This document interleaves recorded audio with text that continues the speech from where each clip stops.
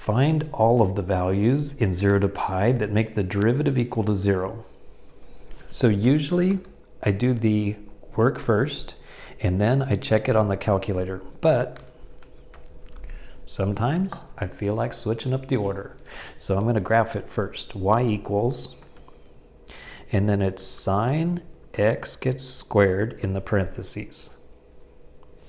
And then I said to use from 0 to pi. So change the x values to be 0 to pi.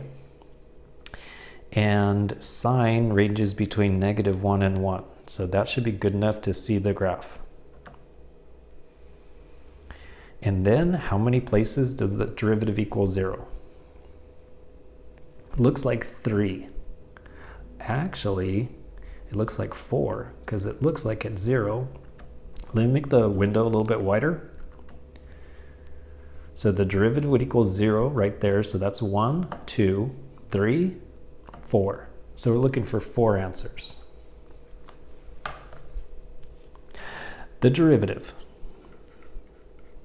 Well, the derivative of sine is cosine. And because you can only take one derivative at a time, you have to leave the x squared there.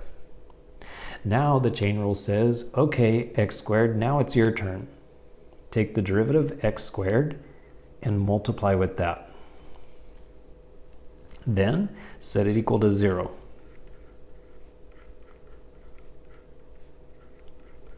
And because it's factored, you could then set each one of these equal to 0. So 2x equals 0. Cosine x squared equals 0. So we'll split up the work. I'll do this one and you do that one. Okay, divide by 2. My work is done. Okay, just kidding. I'm going to do this one too. So this is saying look at the cosine graph. And when does it equal 0? So the cosine graph starts at 1, goes down to -1, and then it goes back up, and right here is 2 pi. In the middle would be pi, and then it equals 0 right here, which is pi over 2. And it equals 0 right here, which is 3 pi over 2. So that means so far we have 1, 2, 3 answers. But by looking at the graph, I can see I need another answer. So if you follow cosine out some more, it's going to hit the x-axis again right here. Well, this one is 1 pi over 2 and then 3 pi over 2. So the next one would be 5 pi over 2. So it's an odd number, 1 pi over 2, and then 3 pi over 2, and then 5 pi over 2.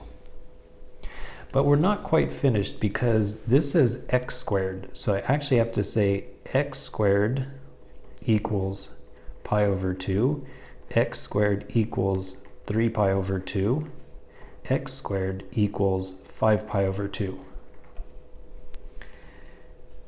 And then for the last step of algebra, we need to take the square root. So it's going to be the square root of pi over 2, the square root of 3 pi over 2, and ultimately the square root of 5 pi over 2.